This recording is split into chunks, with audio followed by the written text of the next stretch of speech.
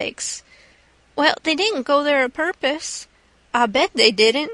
Why, great goodness, there ain't no chance for 'em if they don't get off mighty quick. Why, how in the nation did they ever get into such a scrape? Easy enough. Miss Hooker was a-visitin' up there to the town. Yes, Booth's Landin'. Go on. She was a-visitin' there at Booth's Landin', and just in the edge of the evenin' she started over with her nigger woman in the horse ferry to stay all night at her friend's house, Miss what you may call her, I disremember her name, and they lost their steerin' oar and swung around and went a-floatin' down stern first about 2 mile and saddle-bags on the wreck, and the ferryman and the nigger woman and the horses was all lost, but Miss Hooker she made a grab and got aboard the wreck. Well, about an hour after dark we come along down in our trading scow, and it was so dark we didn't notice the wreck till we was right on it, and so we saddle-bagsed, but all of us was saved but Bill Whipple, and oh, he was the best creature. I most wish it had been me, I do. My George, it's the beatin'est thing I ever struck. And then what did you all do? Well, we hollered and took on, but it's so wide there that we couldn't make nobody hear. So Pap said somebody got to get ashore and get help somehow.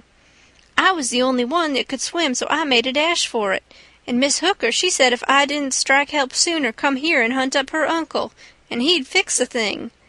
I made the land about a mile below, and been foolin' along ever since, trying to get people to do something, but they said, why, in such a night and such a current, there ain't no sense in it. Go for the steam ferry. Now, if you'll go and... By Jackson, I'd like to, and blame it, I don't know but I will. But who in the dingnation's a-goin' to pay for it? Do you reckon your Pap... Why, that's all right. Miss Hooker, she told me, particular, that her Uncle Hornback... Great guns, is he her uncle? Looky here, you break for that light over yonder way, and turn out west when you get there, and about a quarter of a mile out you'll come to the tavern.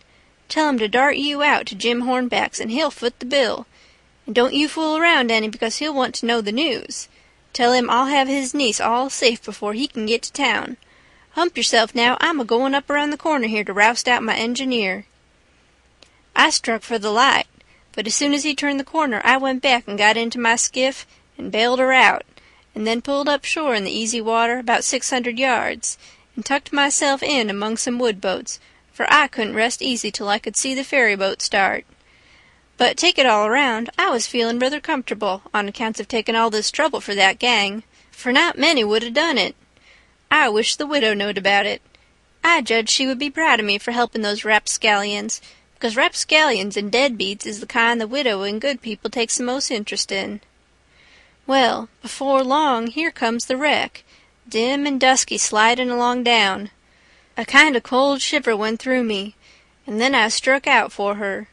She was very deep, and I see in a minute there warn't much chance for anybody being alive in her.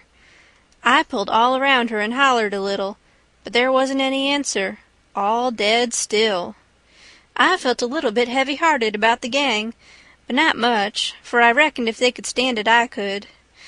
Then here comes the ferry boat, so I shoved for the middle of the river on a long downstream slant, and when I judged I was out of eye reach, I laid on my oars and looked back and see her go and smell around the wreck for Miss Hooker's remainders, because the captain would know her Uncle Hornback would want them. And then pretty soon the ferry boat give it up and went for the shore, and I laid into my work and went to booming down the river. It did seem a powerful long time before Jim's light showed up, and when it did show, it looked like it was 1,000 mile off. By the time I got there, the sky was beginning to get a little gray in the east, so we struck for an island and hid the raft and sunk the skiff and turned in and slept like dead people. End of chapter 13.